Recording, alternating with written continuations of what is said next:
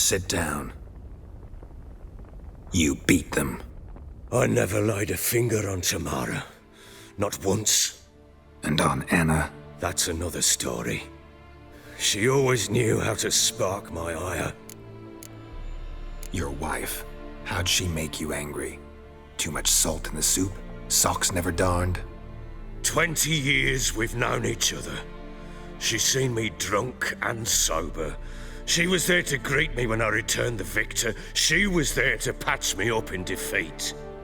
Like no other, she knew where to press, where to pinch, so it would hurt. You beat her? For that? For criticizing you? Oh, Witcher, you haven't a clue, have you? Well, perhaps I shall tell you about it one day. One day, but not today. Expect me to believe you were a loving father to Tamara after that scene in the courtyard? You're free to believe whatever you wish, but she was always the apple of my eye. She had the run of the place, ask anyone. She'd ride the horses, hunt with the men, at times join them on their rounds. And they'd send for her when I flew into a rage, for only she could calm me. Make it sound like she led a charmed life. If that's the case, why'd she run? I'd hardly need you if I knew. You knew they had run away from the start. Yes, I knew. Why didn't you tell me? Wasted my time. Say I had. Say I'd said I had troubles. Couldn't control my wife, my daughter. What kind of flaccid prick would you take me for? Tell me everything you remember about the day they fled. The truth this time. I'd been soaking myself 3 days straight. Anna came to me, said they were leaving. I begged them to stay. She refused to hear it. I tried to stop her. She wriggled like an eel. We struggled. She fell.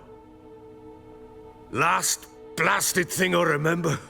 Woke up in the morn, breeches heavy with my own piss. A large bump on my head. Sadly, they were gone. Know what that's like, Witcher? No. How the fuck could you? I was left with nothing. Nothing! Only the bottle. Signs of a fight in the room. Hole in the wall, wine all over the landing. Was that you? Aye. We tussled. She tried to whack me on the noggin with a candlestick, but kept missing. Hit the wall and the pillar instead. I staggered backwards onto the table, spilled the wine, slipped and tumbled. Anna used that moment to flee. She rushed down the stairs, still clutching that damn candlestick.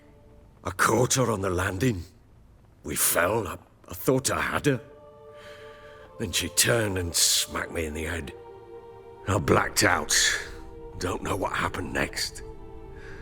When I came to, I was alone. Tamara present for all this? She see you quarrel? Through the doorway, perhaps. She didn't enter the room. Shame, too.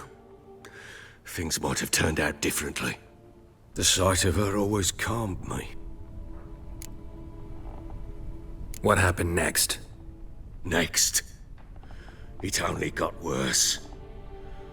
I awoke at sunset, not knowing how many days had passed.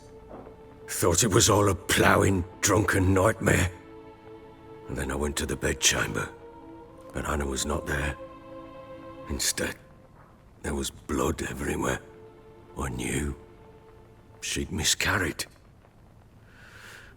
My breath short, my throat locked. I neared the bed and saw it. It lay there, a tiny thing, defenseless, on bloodied sheets, dead. And it was my doing.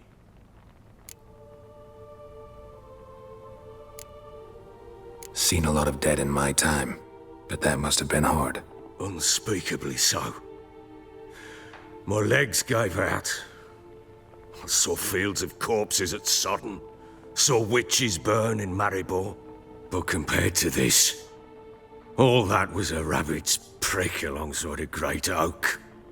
And the guilt is all mine. We don't know that yet. The amulet Anna wore could be linked somehow. Maybe the fact that she lost it. What did you do with the child? Wrapped it in a clean sheet and buried it. Just like that? Damn you! I gave no thought to a funeral. It was a horror. I wanted it to end. That child had been my dream. I told Anna, the little one, our little one, to make things right. Yet she died before she could be born. Understand, Witcher? My child was dead.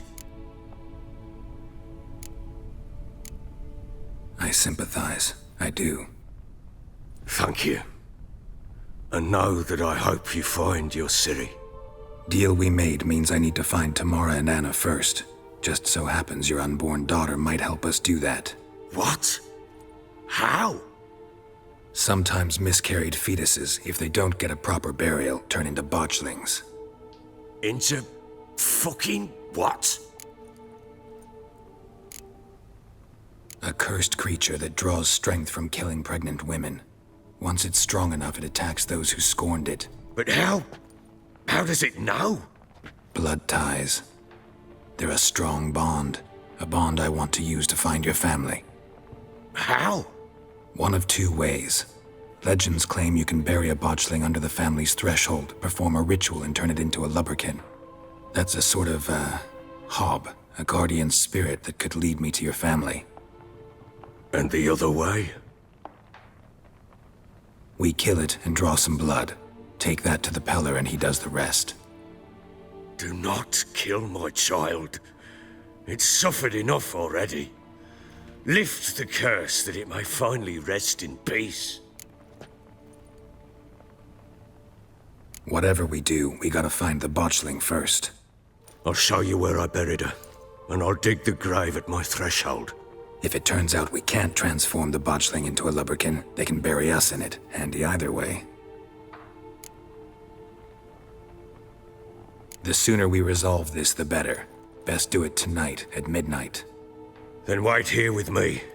Near midnight, I'll take you to where I buried her. Get word to the common folk. Ought to stay in their homes tonight and draw a line of salt outside their doors. And try to sober up. Do I take a shovel to dig up the grave? Take it. You'll need it, but not for that.